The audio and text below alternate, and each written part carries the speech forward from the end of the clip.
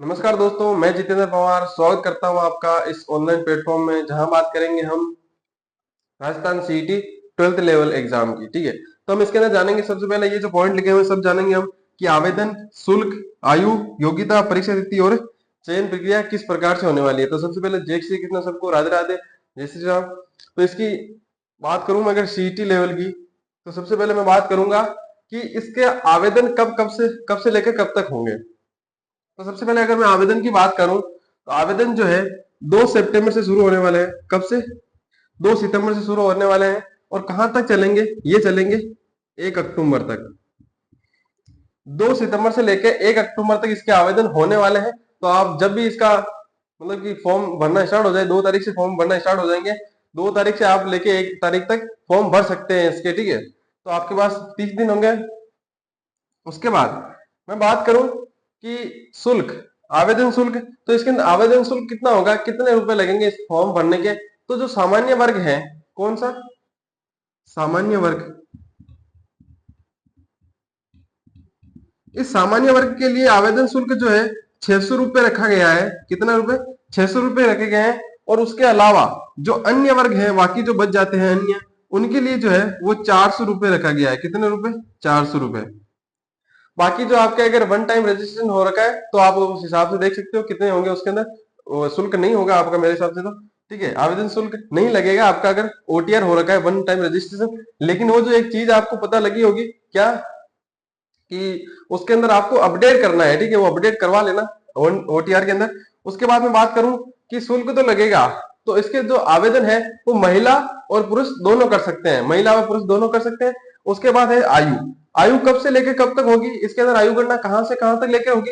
इसके अगर मैं बात करूं तो इसके अंदर आयु के अंदर जो है, जो 18 वर्ष के हो चुके हैं, ठीक है, 18 वर्ष से लेकर जो 40 वर्ष तक के व्यक्ति है, स्टूडेंट्स है जो भी, वो इसका आवेदन कर सकते हैं। मैं बात करूं इसकी आयु की गणना कब से होगी, तो 1 जनवरी 2025 को आधार मानकर,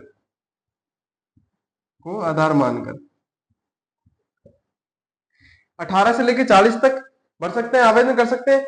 इसकी कितनी तारीख को कौन सी डेट होगी जिसको आधार मान के फॉर्म भर सकते हैं, तो 1 जनवरी 2025 को आधार मानकर आप अपना फॉर्म भर सकते हैं। मतलब 1 जनवरी 2025 तक आप या तो 18 वर्ष के हो जाने चाहिए, या फिर 1 जनवरी 2025 तक आप 40 वर्ष के नहीं होने चाहिए, 40 वर्ष से नीचे होने चाहिए। ठीक है, ये बात कहाँ लिखी हुई है, नोटिफिकेशन है, उसके अंदर आप पढ़ सकते हैं।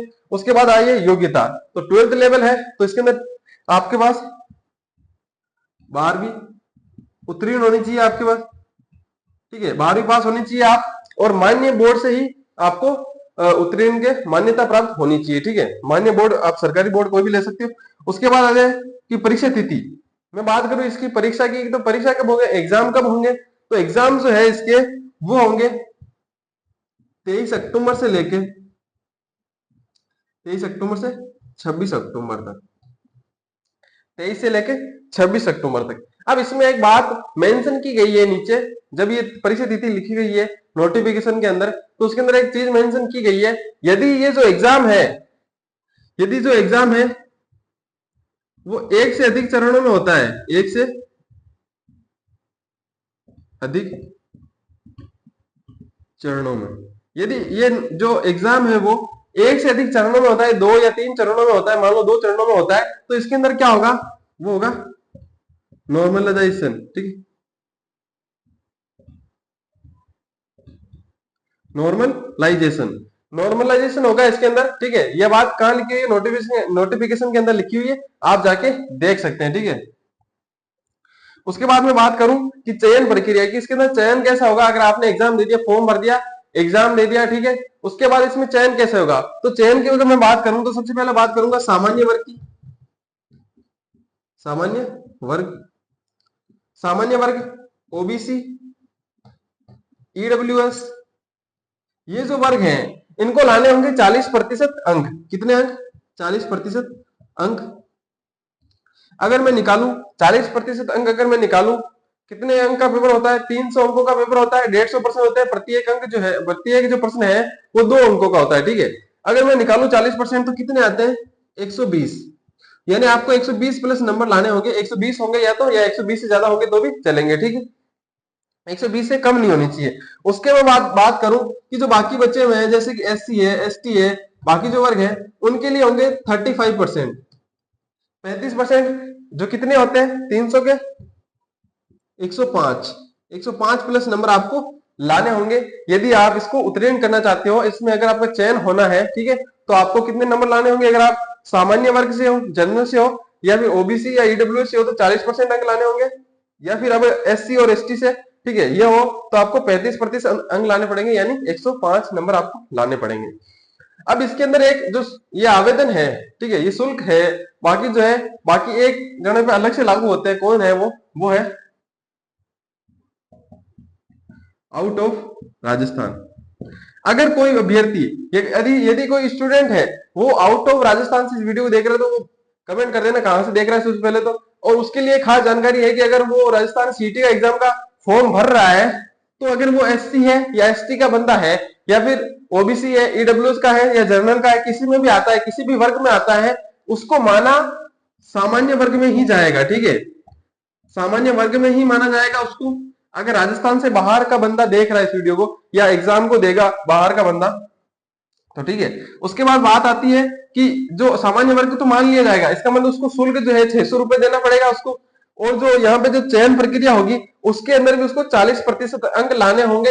अगर वो SC और ST का भी है तो भी उसको 40% अंक लाने पड़ेंगे। अगर शर्त क्या है? अगर वो हो राजस्थान से बाहर का, ठीक है।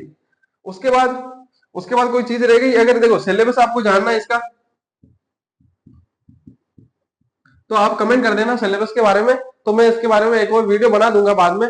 और अगर देखो ये कितने भर्तियों के लिए लागू हुई है, तो जो ये सीटी एग्जाम जो है 12th लेवल का, ये 12 भर्तियों के लिए लागू हुई है। कितनी? 12 भर्तियों के लिए ये जो एग्जाम है वो 12 भर्तियों में लागू होगी। कौन कौन सी होगी इसकी जानकारी मैं सिलेबस वाले वीडियो के साथ दे दूंगा। आप कमेंट कर देना अगर आपको जानना है कि कौन सी भर्तियां हैं और इसके अंदर सिलेबस क्या है, तो वो मैं आपको बता दूंगा, ठीक है। तो वीडियो अगर अच्छा लगा है, जानकारी अच्छी लगी है, तो वीडियो को लाइक कर दो, चैनल को सब्सक्राइब कर दो और ज्यादा से ज्यादा शेयर कर दो, ताकि आपके जो दोस्त है, मित्र बंधु है, वो भी इस वीडियो को देख सके और फॉर्म अच्छे से भर सके। और मैं आपको एक बात कहना चाहूंगा कि जब फॉर्म भर दें अच्छे से, तो उसके बाद जो है आपका प्रिंट आउट निकाल लें इसका और अच्छे से रख ले, ताकि भविष्य में काम आ सकता है, हो सकता है भविष्य में काम आए। तो प्रिंट आउट जरूर निकाल लें इसका।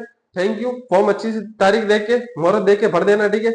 और आपको जो सीटी की तैयारी है वो हम करवा ही रहे हैं। जो SR सर है वो पॉलिटी पढ़ा रहे हैं, ज्योग्राफी पढ़ा रहे हैं। 45 दिन अभी भी बचे हुए हैं, तो उसके अंदर बहुत कुछ पढ़ा दिया जाएगा आपको। कोर्स कंप्लीट कर दिया जाएगा ऑलमोस्ट, ठीक है।